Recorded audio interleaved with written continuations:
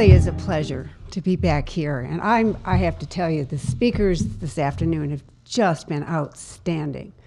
And the depth of the knowledge of what you've heard it's really quite impressive. And what I'm going to tell you about is very much in the same theme. We have the same ideology that we're all fighting in different areas. We heard about the border, we heard about medicine, we've heard about lots of different issues. The military is one, it's the only one we have. It is under civilian control. The Constitution says that Congress makes power or makes policy for the military. That power is reserved to Congress, and the president is supposed to implement what Congress decides in making policy. So since Congress has the power to make policy, that means all of us have the responsibility to watch out for our military and what's happening to the men and women. We want to make sure that their lives are not more difficult and more dangerous because of some very bad policies being put in place in the Pentagon. Many years ago, I was appointed to a Pentagon advisory committee called the DACOWITS, Defense Advisory Committee on Women in the Services. And Phyllis said to me, "Why do you want to be a member of that? It's full of feminists." I said, "Yeah, but I need to find out what they're up to." Well, I found out what they were up to, and that was back quite a ways. The issue back then was women in combat, and I noticed that the unique culture of the military is its greatest strength and its greatest weakness, because it is subject to civilian control. When civilian power changes in the White House, the military is directly affected in a way that a lot of other institutions are not. So because everyone must follow orders, when something goes wrong in the military, it goes really wrong, because people keep perpetuating bad policy that is forced upon them by people who should know better but often do not. Some years later, in 1992, I was appointed to the Presidential Commission on the Assignment of Women in the Armed Forces, the Assignment of Women in the Armed Forces. This was commonly known as the Women in Combat Commission. And we were supposed to study whether or not women should be used in combat. It's a great privilege to be part of this commission. And the first thing we did, under the leadership of the late and great good friend Kate O'Byrne, she was a member of the commission as well. She said, "Well, how are we going to decide on all these issues? Army, Navy, the Air Force, Marine Corps, all these different issues. How are we going to decide?" And we came up with a standard of review. It was very simple. It said, equal opportunity is important, but if there is a conflict between equal opportunity and the needs of the military should come first. Sounds good, right? That, by the way, is the motto of my organization as well. You have no idea how controversial that sentence was. We adopted it in the majority, but it was a fight, because there were some people who said, no, equal opportunity should be more important than military readiness.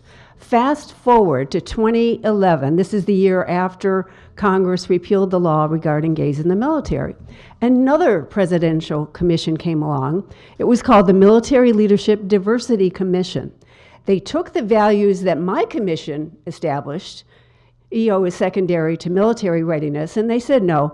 Their slogan goes something like this: military readiness is important, but if there is a conflict between military readiness and percentage-based diversity, equity, and inclusion, diversity, equity, and inclusion must come first. Okay? That was 2011. Now we are in the era of the woke. What is the difference between woke and political correctness and that kind of thing, and liberal, progressive? Wokeness says, even if it hurts the institution, the ideology must be upheld. The military has taken this to heart, even though it is hurting the institution. And we're seeing it in a lot of different ways, because words have consequences. Our military now has morphed into this new slogan: diversity is a strategic imperative. Where did that come from? The Military Leadership Diversity Commission report that I just told you about. Where did they get it from? Remember, we heard earlier today about the high-priced consultants and the grifters who make money doing this? We heard about academia. We've heard about, well, you haven't heard yet, Rand Corporation is really big at the Pentagon. I mean, they're the huge contractor, mostly academic, and they make recommendations to how the military should do their personnel work. The definition of wokeism comes into play, especially when you see it isn't just LGBT stuff, like when the law was repealed in 2010, the law regarding gays in the military, something new came in. We called it LGBT law. Okay, LGBT law advances diversity, equity, and inclusion, and it has many different phases. One of them, women in combat. On December 3rd, 2015, the Secretary of Defense, despite all evidence that men and women are not interchangeable in the combat arms, the infantry, the units that attack the enemy, okay, they swept aside all of the exemptions that were there, and they said women are going to be treated exactly like men, even in the infantry. The next step beyond that, selective service registration for women. I'll come back to this later. This is all part of the philosophy that equal opportunity somehow has to take precedence, even if it complicates matters and hurts the institution. So what is the problem with DEI? I won't even have to repeat what's already been said. Unlike equal treatment, equal results is what is demanded. Percentage-based, measured with percentages. The committees that I was part of at the Pentagon, everything was about percentages. It requires deliberate discrimination against people who are not in the underrepresented groups. Now, if you look at the executive order that Joe Biden signed in February a couple of years ago, it has every ethnic and demographic group you can think of, except for white, male, Christian men who are well off, or reasonably well off. Everybody else is special, but not everybody is included under inclusion. And this MLDC report came up with what I call, well, it's a new paradigm. They said, equality is not about treating everyone the same. This is equity. This is double think. They said we are going to have to change the culture of the military, and they set out to even basic training where everybody is treated the same. They said no, we have to have something different. It's a whole new concept. There is a diversity industrial complex in the Pentagon. There's a new committee, Defense Advisory Committee on Diversity and Inclusion. It is headed, get this, by the same general who headed up that MLDC Commission report in 2011. So it's been reborn, and it's pushing the same agenda, and it's pushing it even further. Everything from the sex-neutral pronouns, sex-denying medical procedures, they're all mandated by these DEI mandates. They have offices in the Pentagon. They have special officers, a structure of hierarchy, who's in charge, who gets to enforce the DEI. The military leaders used to rely on merit, recognition of merit, as a way of choosing people with non-discrimination. In fact, there was a time when one of my colleagues on the commission, the late Charlie Moscos, very esteemed sociologist and a military draftee, he said the military is the only institution where you have minorities routinely bossing around the white people. And that's the way the military was, especially after Harry Truman in the Korean War. It wasn't until the Clinton administration that things started to change, and that's when my organization came into existence. But it's changed now because in this new stage of wokeism, when Biden signed his executive order about equity, diversity for all these races and groups, everyone but the one that is in the majority. Such policies violate the oath to the U.S. Constitution, by the way, but that's another matter. So there was this Supreme Court case, you heard about it, Harvard and University of North Carolina. And as it was said by one of the previous speakers, the Supreme Court says this is illegal. You cannot have discrimination. It's a violation of law. It did not affect the military service academies. But here's what the Supreme Court said. Superficial categories that divide people by race, they called them imprecise, overbroad, arbitrary, undefined, under-inclusive, incoherent, irrational stereotypes, and opaque. Now tell us see why they hate the Supreme Court? I mean, they really were very clear on this, but this ruling has not yet been applied to the military, even though it really should be.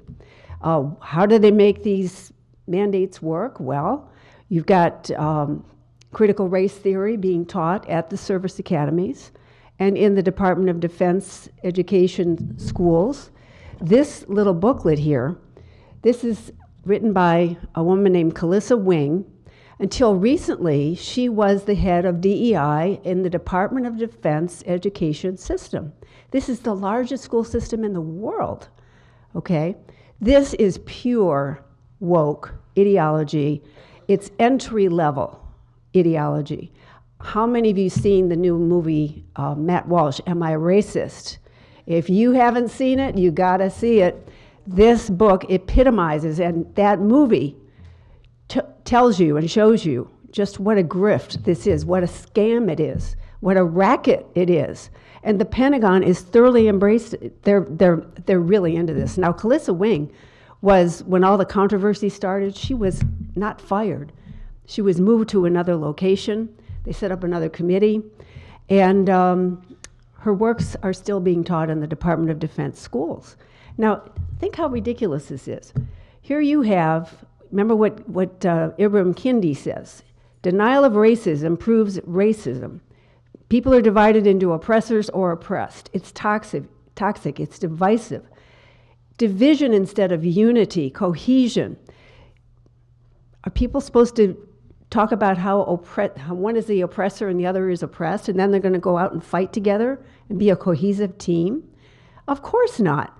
But according to this philosophy, they are saying that this is what the military must do. So if the children of military parents, having been indoctrinated with this stuff all day, say, Mom and Dad, all dressed in uniform, why are you defending this racist country called America?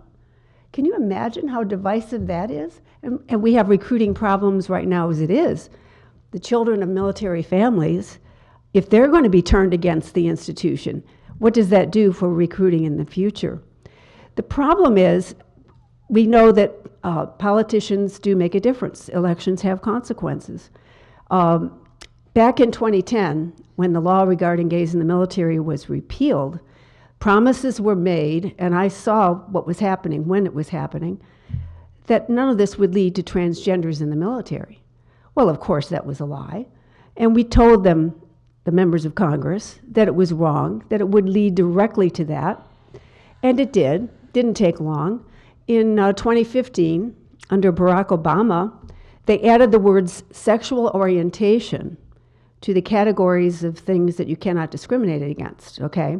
The following year, they said, oh, well, this won't affect transgenderism. No way. The following year, yep, transgenders in the military. That's why we have transgenders in the military right now. All they did was change one word. They interpreted sex to mean gender identity. Where we heard that before? If you like Title IX, that's what you're seeing in the military. The difference is that military parents don't have the same freedom that all of us have. See, I keep coming back to this. It's up to us as civilians. We have to look out for what's happening in the military because the people most affected, they don't have the freedoms that we do. So if you really believe this stuff, and the Pentagon does, inclusion means inclusion of people who have a psychological disorder called gender dysphoria. People with gender dysphoria, we need to show compassion for. They need competent medical care, not just one-way psychological care. What is happening, though, is once the Pentagon changes a code, that person has to be treated as the gender or the sex that they claim to be based on their appearance. Everybody else has to go along with this. Medical personnel, chaplains, everybody. And the regulations clearly say if women don't like men walking into their private areas and showers, that's too bad because that's the official policy. Someone who claims to be a certain sex, regardless of what they were at birth, that must be respected. And they really are enforcing this stuff. Now, why are we not hearing about it? Because the regulation also says there cannot be complaints unless certain things are approved way up here at the Pentagon. So I can't tell you everything that's going on inside the military. It's like a big shroud. We don't know everything that's going on. The one thing we do know is going on, it's very open, LGBT pride events all over the Pentagon. You saw the dancing drag queen on the carrier. Actually, we wrote about this 4 years before he became famous. Harpy Daniels, the Navy sailor guy who is a drag queen and famous because he was brought on as a recruiter for the U.S. Navy. This sort of thing, even though it exploits women, the whole drag culture is exploitive of women. But the Pentagon is totally into this. Joy Pullman, who you'll hear from tomorrow, has a Federalist article about transgender surgeries on children happening and indoctrination happening without parents' knowledge or consent. Again, this started with this woman, Calissa Wing, and all of her allies in the Pentagon.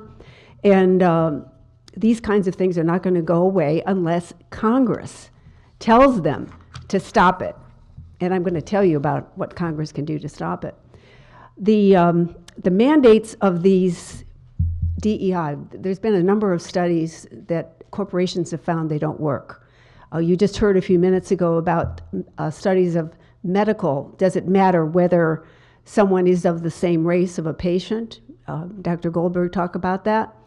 In the military, they claim that you have to have a percentage of minorities the same as enlisted, or else you won't have as an effective a military. And they're arguing this before the Supreme Court right now. Well, we don't know how this case is going to turn out, but we hope it turns out that the military will have to be in compliance with non-discrimination. The military is behind step, though, because a lot of these corporations are getting rid of their DEI operations and all of the expenses that are involved. But a lot of it is still left over. Just the other day, the Air Force, they're talking about reducing the percentage of white male officers from 64% to 43%. They're doing it deliberately and openly.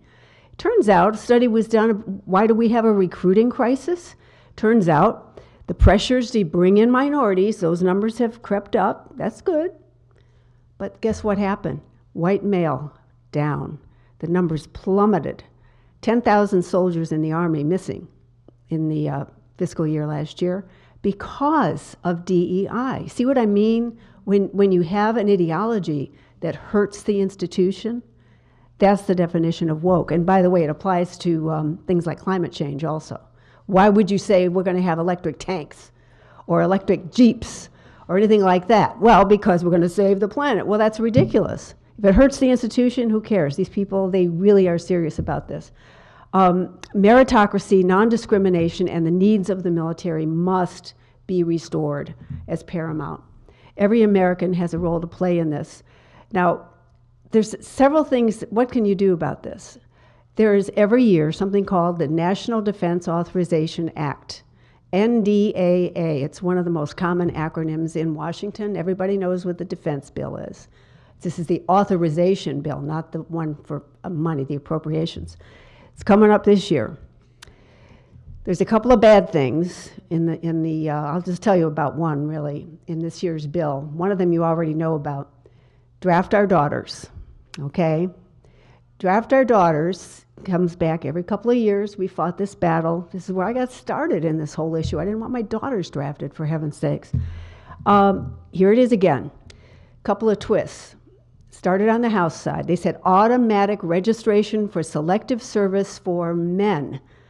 I said, oh, men and male pronouns in this bill? That's not going to last. There's too much testosterone in this bill. It's going to change in the Senate, and they're going to make women part of it too. And sure enough, that's exactly what they did. Now we have a bill pending, automatic registration of all persons who are eligible. And then they've got this little thing that's called the combat carve-out.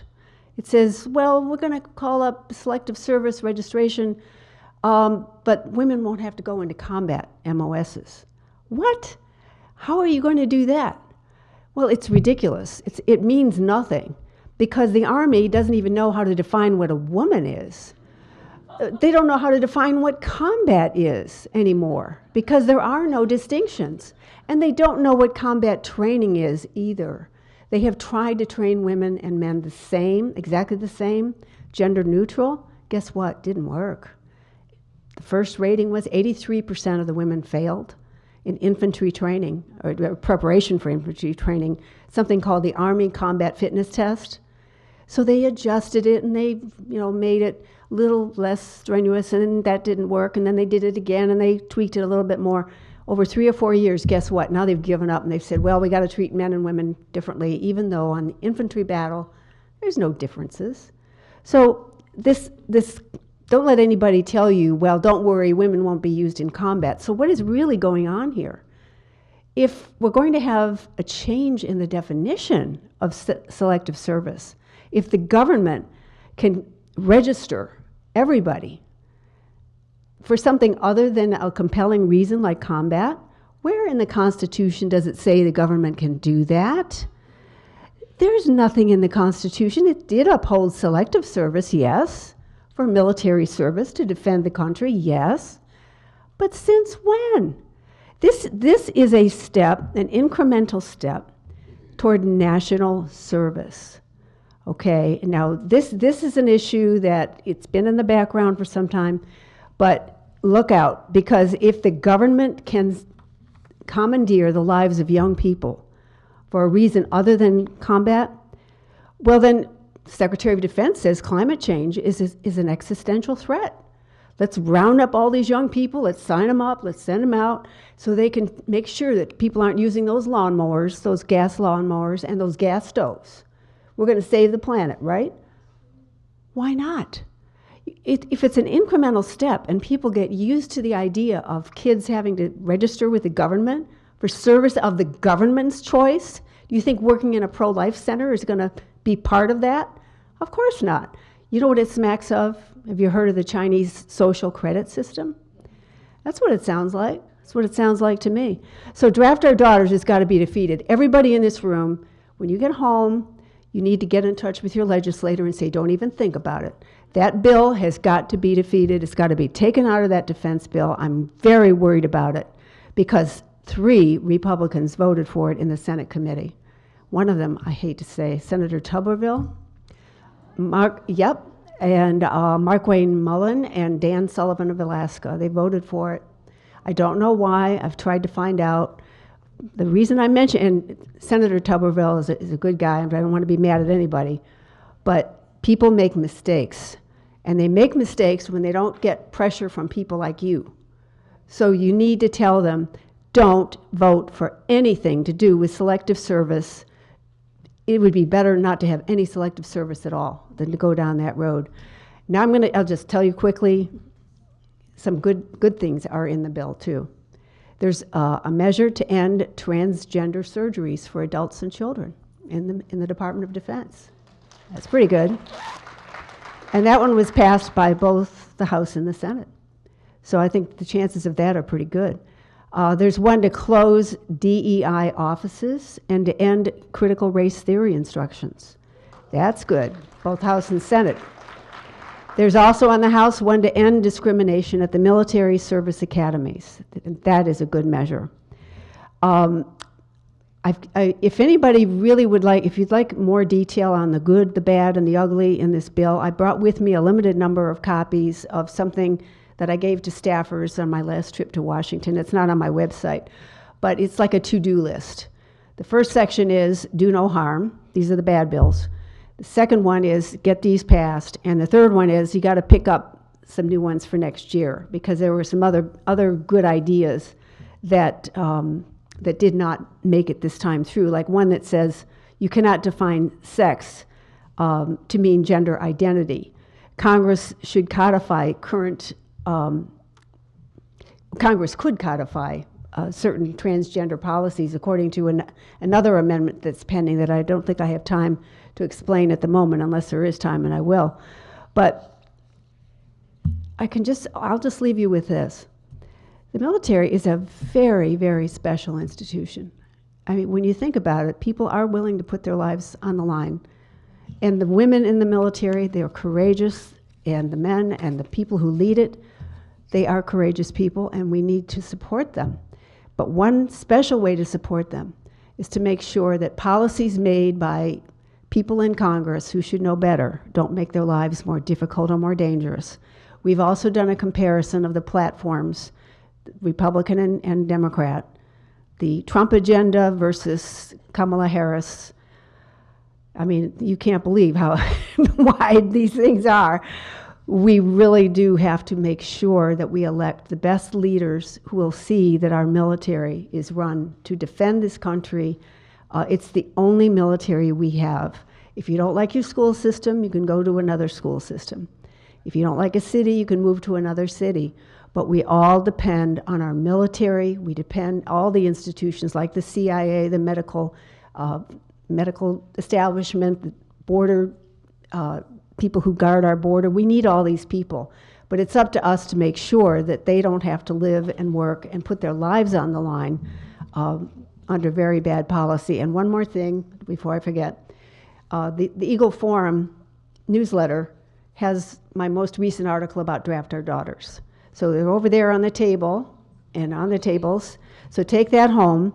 And It's free for them to pick up. yes, just pick up and bring them home. If you have any questions at all, let me know. Give me your card, or I'll give you a little bit more information I have with me. And is there time for questions? No, I don't think so. But that's Okay. all right. Thank you, Elaine, very